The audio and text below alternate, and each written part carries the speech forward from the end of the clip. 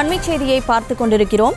தொகுதி பங்கீடு தொடர்பாக திமுக மற்றும் ஐயுஎம்எல் இரண்டாம் கட்ட பேச்சுவார்த்தையில் ஈடுபட்டிருப்பதாக தகவல் வெளியாகியிருக்கிறது. தொகுதி பங்கீடு இறுதி செய்யப்பட்டுள்ள நிலையில் சம்பிரதாய பேச்சுவார்த்தை நடத்தப்படுவதாக தகவல் வெளியாகியிருக்கிறது. திமுக மற்றும் இந்தியன் யூனியன் முஸ்லீம் லீக் ஆகிய கட்சிகளுக்கிடையே இரண்டாம் கட்ட பேச்சுவார்த்தையானது நடைபெற்று வருவதாக தகவல் வெளியாகியிருக்கிறது. கூடுதல் விவரங்களை வழங்குவதற்காக செய்தியாளர் பாரி கார்த்திக் இணைப்பில் இருக்கீங்க. முழு விவரங்களை வழங்கலாம்.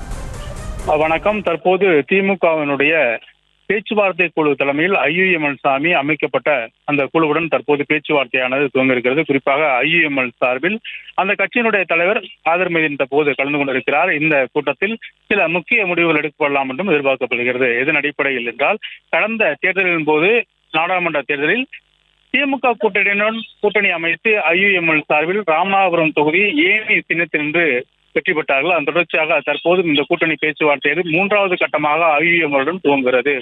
ஒவ்வொரு தேர்தலின் போதும் திமுக கூட்டணி சார்பில் முதலாவதாக இந்திய யூனியன் முஸ்லீம் லீக் கட்சி கையெழுத்திட்டு ஒப்பந்தம் பெற்ற பிறகுதான் அடுத்த கூட்டணி கட்சியோட பேச்சுவார்த்தைக்கு துவங்கும். அதன் அடிப்படையிலே தற்போது ஐயுஎம்எல்லான இந்த மூன்றாவது கட்ட பேச்சுவார்த்தைக்கு அழைத்திருக்கிறார்கள். மற்ற ஏனைய கட்சிகள் எல்லாம் 2 முறை அழைத்திருந்த போதும் ஐயுஎம்எல்லை தற்போது 3வது முறையாக அழைத்திருக்கிறார்கள்.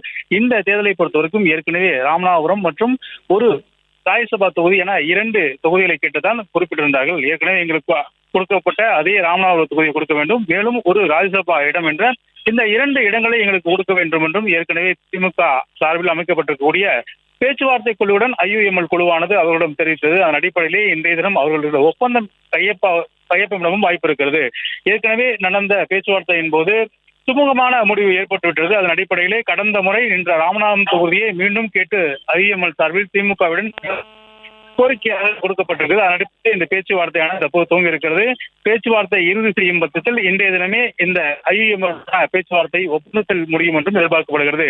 ஏற்கனவே கடந்த தேர்தலில் ராமநாதபுரத்தை வெற்றி பெற்ற ஐயுஎம்எல் சார்பில் இந்த முறையும் எங்களுக்கு மீண்டும் அதே தொகுதியை தர வேண்டும் என்றும் கோரிக்கை வைத்தார்கள். அதன் தொடர்ச்சியாக கூடுதலாக ஒரு ராஜ்யசபா இடம் எங்களுக்கு தர வேண்டும் என்றும் கோரிக்கை வைத்திருக்கிறார்கள்.